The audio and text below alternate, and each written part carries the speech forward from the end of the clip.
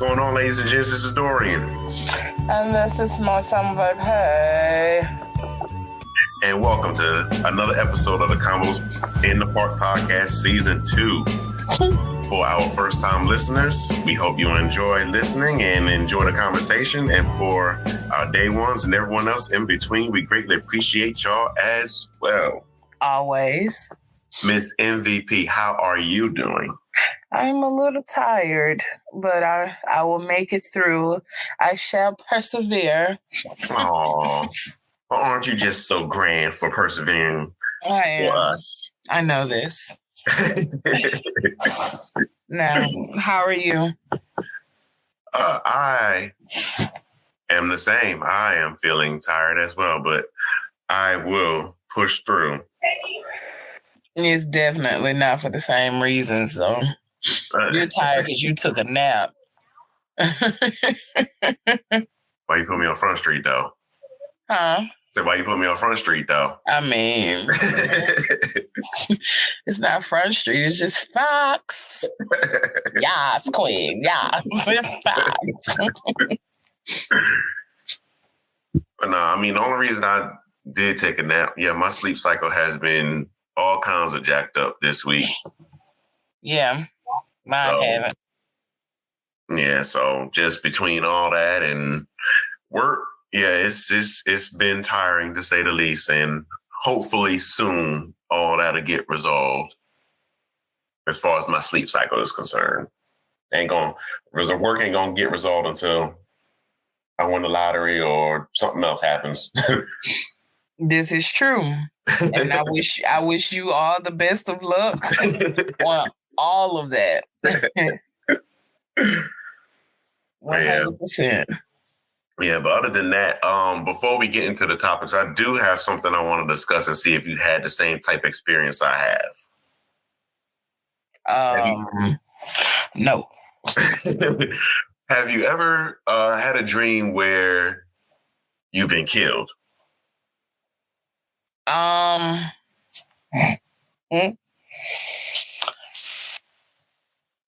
I had a dream where I've been killed?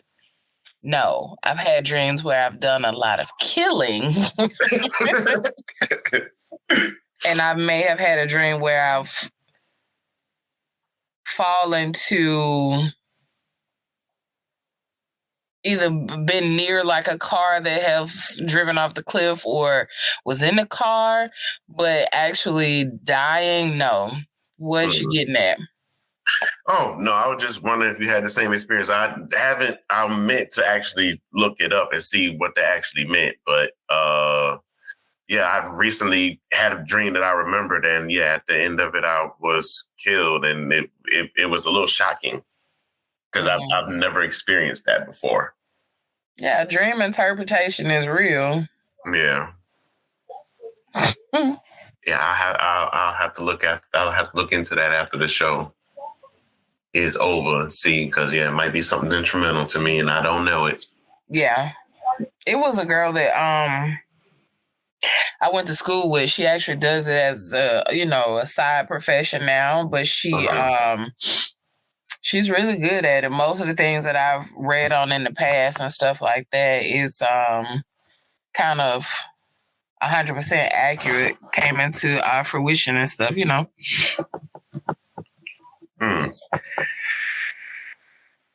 All right.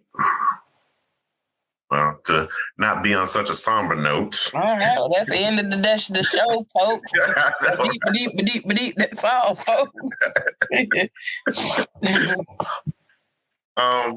But now, first topic I do want to talk about is it may seem a little conspiracy theorist to some, but I've been having a notion, and call me Captain Obvious if you think this is true, but lately I've been feeling more that in the America we live in is not the United States of America, but more so the capitalist states of America. Do tell. I mean, of course we know that a lot of the government and a lot of companies are ran by multi-billionaire people. And of course, because they have the money, the influence, and the power, they can kind of have a say-so what's going on in our nation. But even not only just that, but even with the recent things, like I know we've discussed Joe Rogan a little bit, either last episode or a couple episodes back, but the way that Spotify is backing behind, their money. So yeah. It just, after seeing, events like that, it just made me realize that, it's not as, our nation is not as united as, they try to make it to be. And, it's even more clear to me now more than ever that, this is ran by capitalism, ran by money. I never liked Spotify anyway, just doing, research on them and seeing everything that they promote. I wasn't 100% their biggest fan, but I know a lot of people who are. But he is the Rogan dude. He's a great podcaster for the audience that he has. They're putting up a lot of money to back him because they know the quality of work that he has or the quality of content that he has for that particular audience. Mm-hmm. They are definitely trying to I won't say promote violence or anything like that because I haven't listened to a full podcast of his ever, but I know the type of people who would enjoy exactly talks about. Yeah. So that makes sense that the Trump supporters would put their money behind another Trump supporter. Yeah. In my opinion, they're not trying to promote any type of united front, so to speak, since you said United States is not the United States any longer. So, yeah, I don't want to ramble on about it, but yeah, it seems that way, that it is a capitalism, every man for itself. No, it ain't every man for himself. It's every dollar for. Well, yeah. Every dollar for themselves, because it blows my mind, that we live in a time like that to where it's more so money is the root of all evil, but it seems like, money is the root of all power. And it shouldn't be, because it seems like the only time that voices are heard or things need to be changed is when money is involved. Yeah. Because if you look at our nation when the pandemic hit, at first, and they made it seem like, it was all about safety, and several cities and, states are shut down and everything else. But look how quickly that turned. Yeah. Like, I think most states did it for about a month or two before, they were like, okay, well, we're going to start opening things back up. Yeah, well, a little bit longer than a month or two, but yeah. Hell, the city of Atlanta never did shut down. But going back to what you said about the capitalism and every man for themselves as far as money-wise, for, they want all this power and blah, blah, blah, blah. One of my favorite quotes I saw that I did not understand until I kind of got into my adult age. I saw this when I was about 14 years old. Bob Marley, it was a poster. Mm-hmm. It was, it says, money is numbers and numbers never end. If it takes money to be happy, your search for happiness will never end. Because, well, not because, but that's the end of the quote. Yeah. But when you think about what you're discussing when it comes to everything is a money game, It definitely is. I mean, we're going into carnival season as of today. Mm-hmm. We did not have one last year, which broke a lot of people's heart and messed with a lot of people's economic stability when it came to some of the the cart people that sell t-shirts and throws and stuff like that. It messed with a lot of people, messed with our local economy for sure. Yes. So this year they're chasing it even harder. Like the fees have gone up. RV City, the fees for that have gone up. They're talking about tearing it down. So yeah, it's definitely not the United States. I was reading on something, Twitter, I believe, where they were talking about Canada. Mm-hmm. I don't remember the exact subject of it, but he was like, I wish we could have a native take over that land. And I apologize if I'm missing the subject. It just caught me off guard. But it's going back and watching Lovecraft Country and seeing how they were in Tulsa, how the Black community was thriving. Right. The white people hated on it. Yeah. But none of this shit was yours. You know what I'm saying? None of it was ever theirs. But especially here in the, like I said, here in America. Yeah, but they walk around, even still to this day, like it was given to them, like it's their birthright. Well, what do you mean? I mean, it should be their birthright. As an American, it should be everybody's birthright, no matter your skin color, whatever. I think everybody should go and watch Lovecraft Country, not just to learn about the sundown towns and all this other good stuff. That is a fact. Yes. Some of that shit still exists to this day. Yes, indeed. But watching it, because it's a limited series. It's supposed to have been picked up for 10, but it became very expensive, and I see why it became very expensive towards the end. But it definitely needs to be seen and talked about. And it kind of puts you in the perspective of, you said capitalism, right? Yep. Hunger Games. Yeah. Yeah. That's all it is. Hunger Games. Real life Hunger Games. That's what things seem like they surely are becoming. Because, like I say, we are missing the heart of the nation, in my opinion.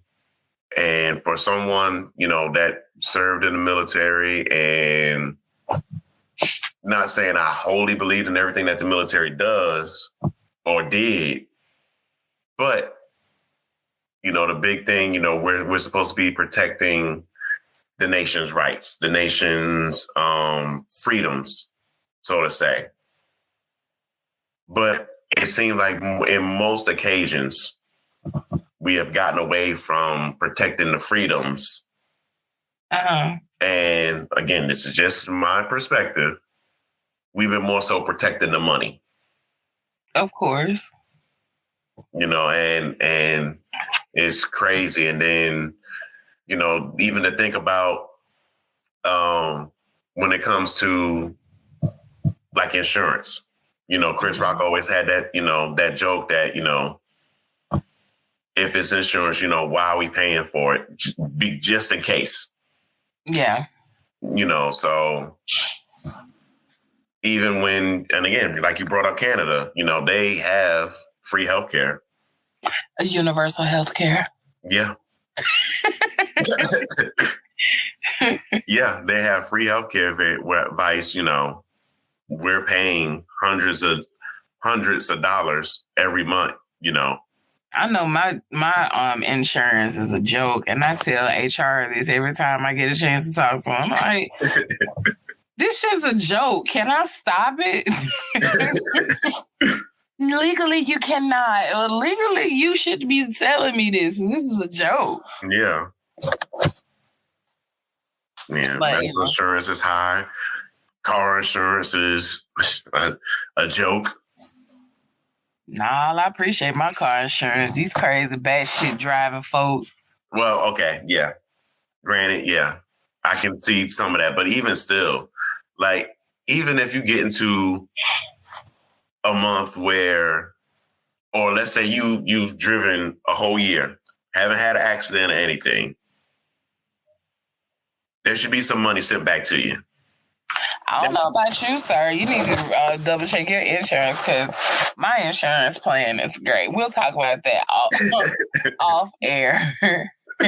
Yes, I have great savings on my insurance. I'm just speaking in general, though. Yeah. But they did that during the pandemic, though. Everybody wasn't driving that much. They sent a lot of people. They gave them. Well, not everyone. I know. Because I didn't get anything back. The company that I'm with, they gave us a lot of money back. Oh, okay. Yeah, we might have to. Yeah, I might have to talk and get some things switched over then. Because I need some. I need a company that actually cares like that. They sure do care. I love them.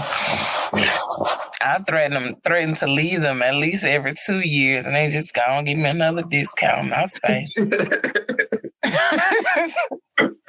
It's a love, hate, love relationship. I hear you. But to move off of that and to go into my next topic, I have a question, Miss MVP. Do you think? I don't do that on Friday. Okay. Do you think that women are, quote unquote, the table or the prize? Could you use that in a sentence, please? I don't know if we are, or I know definitely some women consider themselves to be the prize. It just depends on that man or whomever, because, it got to be sensitive in these climates. Right. It just depends on who you are attracting, in my opinion. Because you only gave me, are they the table, are they whatever? You didn't give me anything else to go by. Oh, no, because, the most rampant thing on social media, or at least on my timeline, that I've been seeing is, women saying, they are the prize. A man should feel like, they have me, they have the world. And you start looking at them and they're like, a man wants a woman that looks good on their arm. Okay, that's well and good. Yes, you're right. And there are going to be some men that are that shallow, or in those cases, sometimes it's a good thing for women to feel like that, because sometimes a woman comes into a man's life and totally transform him, upgrade him to no end. You know what I'm saying? Yeah. And other times, a woman can come into his life and treat him like utterly like a gutter bug, and he falls head over heels for her, but she's just dogging him out. You know what I'm saying? Mm-hmm. She feels at that point that he's not worthy, and even if he is the prize, you know what I'm saying? Yeah. He may not be aesthetically pleasing to her. And then there are times where the man is the catch. He also finds a catch, but she's a better looking catch than he is. And it just is I don't like it, but that's society. Yeah. Just like a lot of comedians make a joke about men, black men. If you're gonna get a white woman, make sure you get a white woman that other white men want to date. Yeah. Because sometimes they don't get the most pleasing to the eye. So I don't know. Yeah, because I don't hang around females that do things like that. I'm the prize, this, that, and the third. No. And if they are around us, I don't know about it. Let's just say it like that. Gotcha. Yeah, because I like I said, I see that on my feed a lot. Oh, I'm the prize, and they all feel that they should be, it should be a blessing, to have them. And like you said, I get it if you're pleasing to the eyes and you have a lot more to offer than just your looks. Yeah, most of them don't though. Right, and that's the key thing is like, yes, I can say that you are a prize. Yeah, you're a prize to a man, but you're not gonna be the prize because you're not gonna be the prize for every single type of man out there. Mm-hmm. Yeah, if you got one that's strictly off of looks, or just wants to see what that box do, so to say. We're gonna work on that, guys. We won't allow him to say that no more. But you got men that, of course, if you are, again, pleasing to the eyes, and you're gonna have those men that all they want to do is just have sex with you, and that be that, and then you're wondering why you're getting treated the way that you are, is because you're kind of serving that kind of thing on the platter. You're not serving, what's in your mind. You're not serving, what other qualities you have that a man, would want you. You're just serving pretty much sex on the platter. Yeah. If you're going by that mind state. And most of them are okay with the quote unquote sex on a platter. Some of them can't even have a genuine conversation. And I know some people have anxiety when it comes to talking to other people. Right. And that's fine. However, if it's just a one-on-one, you should be able to handle that. Yeah. But there's so many young women that can't get their face out of the phone, and they can't get their conversation can't go past talking in emojis, because that's how they do all day long, talking on the text message. The phone ring and they get delirious on how to answer it. You know what I'm saying? Yeah. But because they can't talk. So I don't think anyone in our generation has that problem. I think everyone is pretty much acclimated to speaking to people and knowing that if they are the catch, so to speak, the table or whatever, that it's not pleasing for everybody. If you a buffet, then there's going to be something for everybody. Yeah. You know what I'm saying? But if you cook it for a special person, you're going to be appetizing to that one person. So, I don't know. Or you're just going to be that quick meal, that oodles noodles, that cup of noodles. I don't eat that shit. I don't.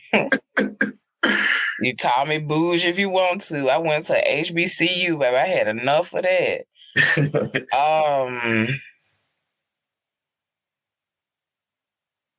I just got a weird text message, and I was trying to read it from my sister. I love her, but she kind of cuckoo, bafoo-foo. Weird question. Uh-oh. What year I started my job? Why you don't know that? Oh. There are benefits of being great at what you do, and there are benefits of not being great. That is true, because even when it comes to those, those type of women that we were talking about, where it's just sex on the platter and they don't have much to offer, they are the ones that are the loudest heard. And of course, because of some of their quote unquote influence, they're going to create more people like them that they can easily influence. So now, you get women, or you get most women that will go across that way saying, they're the prize. But again, they're not having anything else to offer. As soon as you say, oh, well, what can you cook? What you mean what I can cook? Microwave don't count. I mean, I can, or they say, oh, well, I can do some rice. Okay. Just about anyone can do some rice. Can you, what's more than that? I know how to DoorDash. Look, Plies, he went to, his platform and all his other stuff that he went, his social media that he has, but he said it best, and I was talking about this quote in the last couple of days to one of my friends. Mm-hmm. And he said, to all the real women around the world who trying to do it right, run your own race. God got you. And if you listen to the video or whatever it is, he's basically trying to give the younger women the heads up on the game, the ones that don't have males to follow up with as far as like male leadership, because a lot of them don't. Yeah. They don't have big brothers, big brothers that are not their blood brothers trying to fuck them, trying to groom them and stuff like that. So he was basically saying, look, I know you at school and you grind and you paraphrasing, and you see everybody on IG getting their bodies done and this, that, and that, and they going out of the country and on the beach. And but yeah, he's saying that if you're in school and you getting yourself together, just do you. Right. Going back to, like I said, a lot of them don't have male figures in their life, and they're getting all the wrong game, in my opinion. Some of them are getting good games, some of them are not. And it's sad that it has to be taught in the streets these days. I blame that on our system, but it is what it is. Yeah. But I like the fact that he's telling them, look, that shit right there that she got going on, that's temporary. She gonna need a touch up in a couple of years on that transmission that she putting in. Because it's true. Yeah. And that goes to some of them might not be able to hold a full-fledged conversation, but yet you're in school. Hopefully the money that you're using towards your education, you'll be able to have a full-fledged education with the man of your dreams or whomever it be, and enjoy life. You'll bring more to the table. Might be a sugar mama for somebody, but it is what it is. Yeah, because eventually, just like with time and everything else, it changes. That body is not going to be as popping. Well, I take that back. I can't say that because I just thought about what I was getting ready to say, and I had to sit back and think about it because, man, I'm getting ready to say that, people's bodies will, of course, change and it won't be as popping. But you got people like Angela Bassett and some others that just look amazing in their age. But so I had to walk that back. That's a natural body. I'm speaking to the natural bodies. I'm not talking about the ones that done got multiple. I'm talking about those that's getting all these fat transfer surgeries and silicone everywhere and fake butts and, all that good stuff. Like, no. Yeah, because that is overdoing it quite a bit. I think a lot of that comes to self-esteem too. Of course. A lot of that comes from self-esteem. They're letting society, or they're letting the men that damage them control the way that they think and feel about themselves. Vice, self-love, rejection. Yep.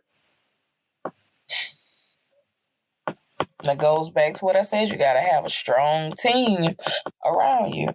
Yeah. I know this one chick, she cannot have any female friends longer than a year. If she has them longer than a year, something went wrong. Like, she doesn't talk to this person that often, or they don't see each other. Something, if it's longer than a year, I guarantee she gonna have her new friend. Wow. It's sad. Crazy. Yeah, that is crazy. And she in her 40s. What? Yeah.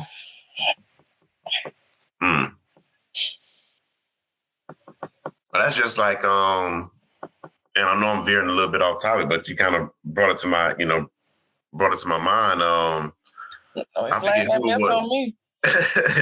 I believe it was Kara Sheard that said that as far as friends and everything else, she doesn't want, any of her friends to stay at her house while, they got to get a hotel and stuff like that. I was like, what? I call bullshit.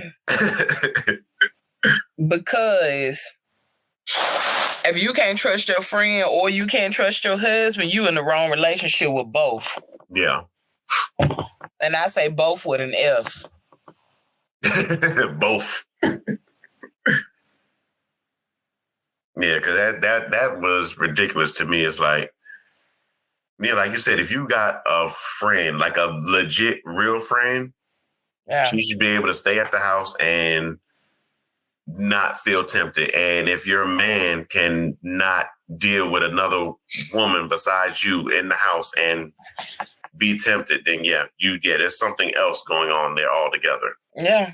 You got something going on within yourself if you can't trust them two. You should be able to have that one or two females who you have been down with since before him, and they gonna be there after him.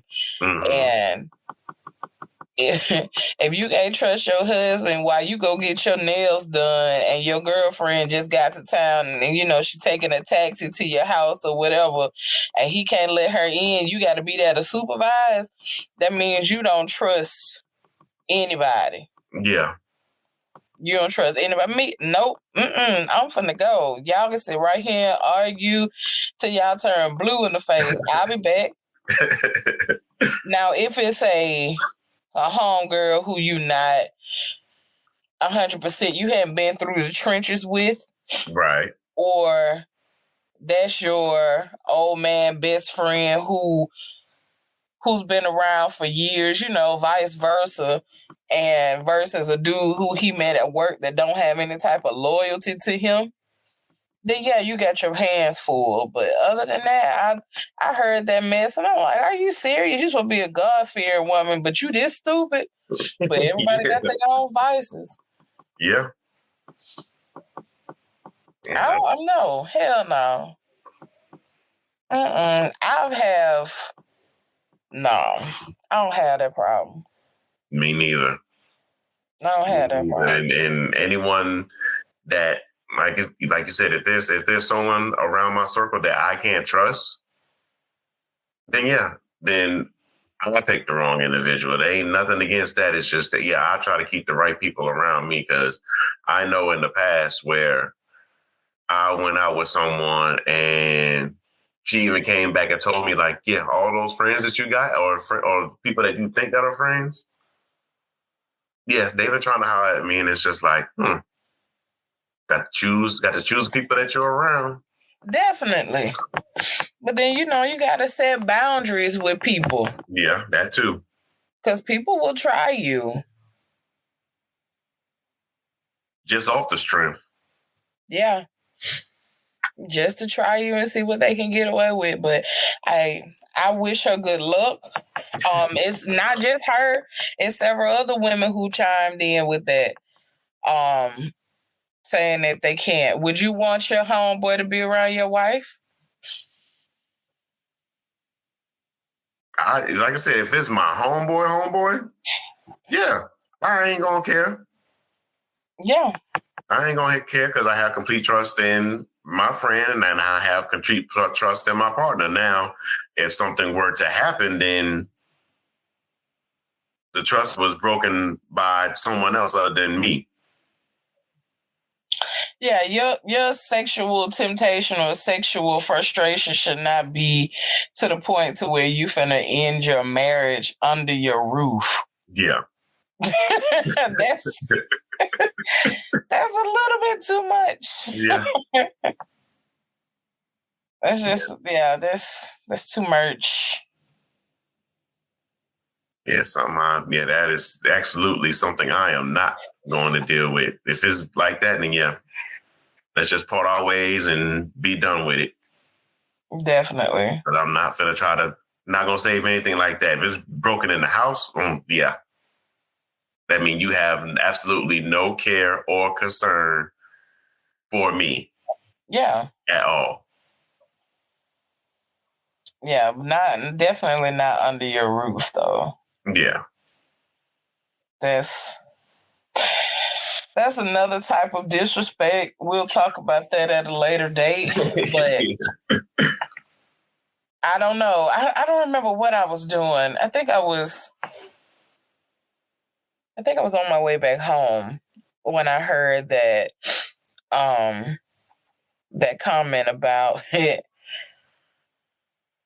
I'll get her a hotel room or whatever, but you're not staying at my house. I'm sorry, ma'am. You got 8 bedrooms and you telling me you finna spend $400 for this hotel?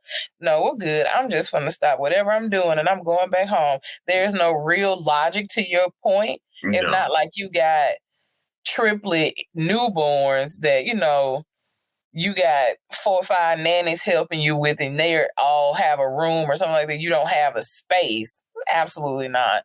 Yeah. That kind of ticked me off a little bit. Insecure ass women. Yeah, that's a whole deeper thing there. Completely. Well, I mean but insecurity goes both on both men and women. Mm-hmm. The craziness that they can do and what can happen. Because if you are that insecure to where you can't have someone else around and like we've been saying, you got some other issues that are going on that you need to have resolved. Because if you can't have your man around anyone else besides you, then why do you have him? Mm-hmm. I've been in a relationship where everybody in the house chilling and the guy who I'm with then went to the room and then went to sleep and, the party or get together, whatever, kind of slowly doing on the way. And hell, me and his roommate / best friend sitting up there drinking and playing Tonk and like having a good time. Just, people being people, strictly platonic. And a lot of people don't understand the perks of being platonic. You can cuss him out and call him cover your ears, baby. You call him all kinds of names. It's crazy. Yeah. I don't know. I wonder if they would feel that way if their friend was married. Now, I can see, they feel that way because they're single. Mm. But what if your married friend was coming to town? I didn't hear that part of the conversation. Maybe they covered that. Yeah, maybe they did. Yeah, I don't think I've heard about that either. But even then, it's if you're still doing the same thing for a married person, then again, it's the insecurity and not being able to trust. That's the bigger problem, and not. Sound like some jacked up human beings, if you ask me. Yeah, exactly. But I could be wrong. I'm not in their shoes. I wasn't in their shoes in the past, so I don't know if they have some type of trauma behind it or what, but gotta break the cycle somewhere. Yeah, eventually. Don't be stupid. Don't let your guard down, but it starts somewhere. Yeah. Yeah. You got anything for us, Miss MVP? Oh, let's see. Let me scroll through my Rolodex and see what I got here. I did have something, but this week has been a hot mess for me. I've taken on a little bit more at work than what I need, on top of matching what I have with my personal life. So, no, I don't have anything to say, but everybody know me. Mental health is, I can't say enough about mental health awareness. Going with the veterans, our veterans are pushed back when it comes to a lot of things. Mm-hmm. A lot of them, a lot of different agencies chunk it up to PTSD, right? Right.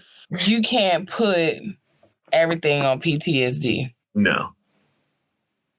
Because what about somebody who went through the exact same thing that a veteran went through, but was stateside? Yeah. You can't put everything on PTSD and being shell shocked. And I know I'm probably going to hear somebody say this, or fuss or leave a comment. I'm not 100% sure, but this is no shade at all. Why do, quote unquote, coasties have PTSD? Why do coasties have mental illnesses? That's not a war that they have been in. No. But they might have seen, to play devil's advocate a bit. I mean, they could probably still see some craziness. They see craziness. Yeah, especially, on the coast side, again, even with trafficking and child trafficking and stuff like that, they may, run into some things that they weren't prepared for. Okay. Some problems. Yes. On that side. But what I'm saying is you can't chunk everything up to being PTSD and shell shock and being related to the war. You see what I'm saying? Yeah. Yeah. Okay. Yeah. Now I see what you're saying. Yeah. I mean, you got so much more other than just that, and I'm gonna run it into the ground until we get it fixed. I mean, it's a commonality in life. And the other day, I felt myself having due to my anxiety, I pay attention to a lot of stuff. Mm-hmm. And I felt myself going into a sensory overload. where it was like, you know how you pour water in a cup and it overflows? Yeah. Like you got just enough to get to the top, but you want to put just a little bit more and it start overflowing. That's how I felt my brain doing the other day. And I'm like, oh my God, I'm finna shut down. I got too much going into it. And I think it was Tuesday. It wasn't even deep into the work week. And I'm like, okay, something's not right. It was right before I went to go and pick up my kids from school. I literally just shut my phone down. I didn't turn the power completely down. I just shut it down. I got up and I walked away from my computer and I just sat in silence. When I was driving, I sat in silence. For 2 days straight, I didn't watch anything on TV. It's almost like I had to do a soft reboot. And then I had to do a hard shutdown in order to upload properly. So I literally listened to nothing but calming music, at 432 hertz and all that good stuff, megahertz. And just to kind of disconnect myself or disassociate what was causing the sensory overload to be able to sleep. Some of the best sleep that I got. I just put my phone on silent, and I'm not real big to put my phone on silent because I'm always afraid something's going to happen. This just comes from me living so many years by myself, right? Right. So I never put my phone on silent, but I'm like, okay, I got my watch on. If something happened, my watch will wake me up. Right. So I put my phone on silent, and then like an hour into my sleep, well, not even quite an hour, I rolled over and I put my watch on Do Not Disturb as well because I'm like, I need this. Yeah. And I shut completely down. The next day, I did the same thing. And I can kind of feel where, you got too many pictures and you deleting stuff and you see like, oh, okay, yeah, I don't need this. Oh, I got too many screenshots. Let me delete this. It's kind of like your phone is taking a deep breath and saying, I can feel the air flowing. That's exactly what my brain was doing. Huh? You can feel the data coming back.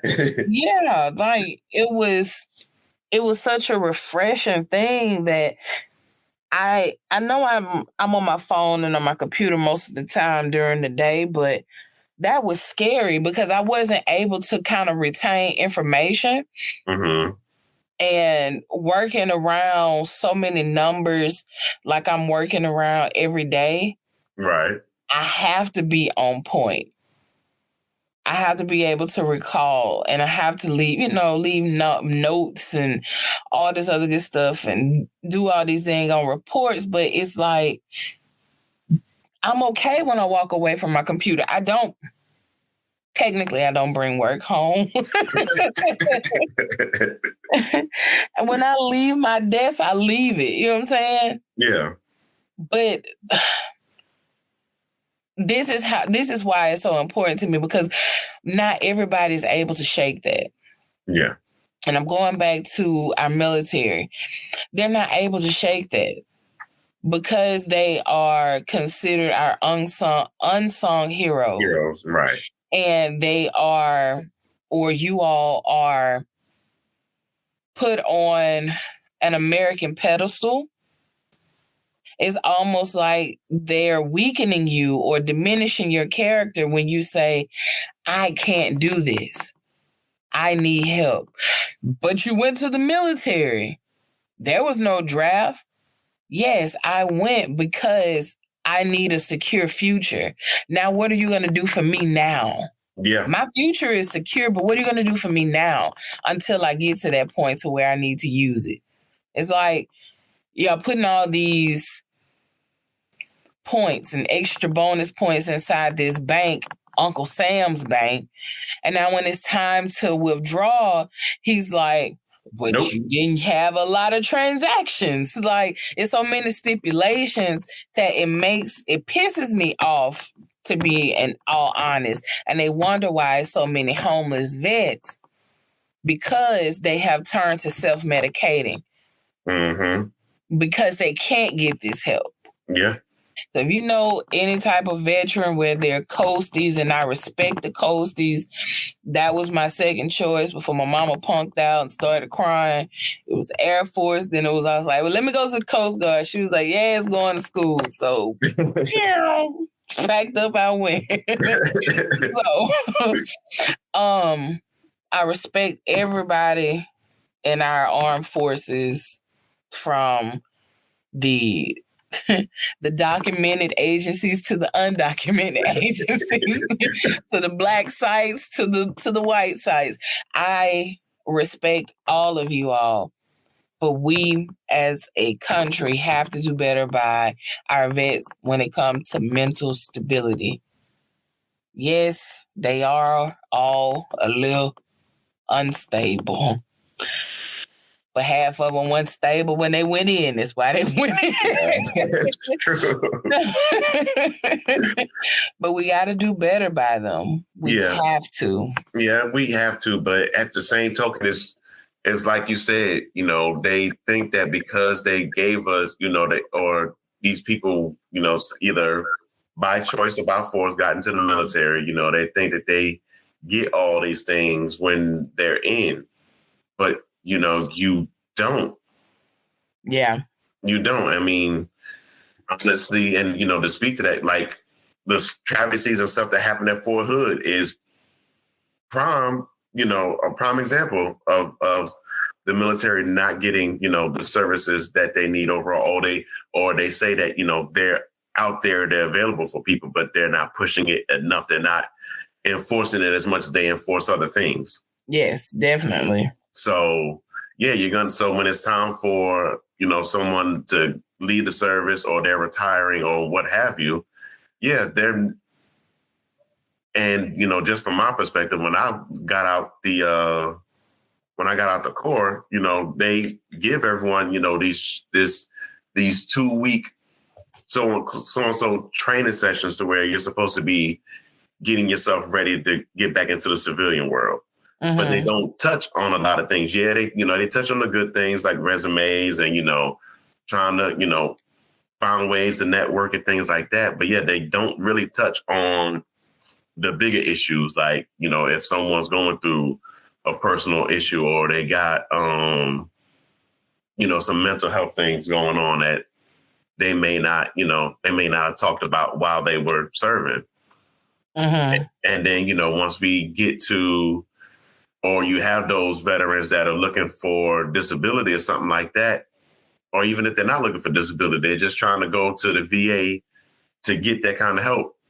And they don't, because the VA is too busy. They say they're looking at disability claims and stuff like that, that they don't have resources for everything else. But it's like, then if they're just looking at the disabilities and stuff, or not having as many medical doctors available for vets, then why even push it? Yeah, I 100% agree. It's like you had, if you don't have funding anywhere else in the defense budget, you need to allocate more money towards mental health resources for our veterans. Why does it take 6 weeks to 6 months to see a doctor? And why do they have to travel so far? Yeah. Give them a fucking card. Let them go to any urgent care with their identification, just like a TRICARE card. Let them go to any urgent care, any doctor's office, any hospital. And if you are a medical professional, you take their damn insurance and you file it with the government. Just like if you go to a store and you got an EBT card, you scan it, you get it. That bitch is universal. Yep. Same thing for our military. And it, like I said, it pisses me off that it has to happen like that. Yeah. It just don't make any sense. No, it doesn't. Not at all. Not at all. But I hope that we get it together overall, and But again, it's hate to bring it back to the point at the beginning of the episode, but it's gonna take money, of course, for that to change and the pockets to get thin somewhere, or someone with enough money to make more of an influence. Yeah, which sucks. Well, I don't have a say-so on where the money for the defense budget go. That is federal. Yeah. So I can't say where that go. They won't even allow us to vote on that.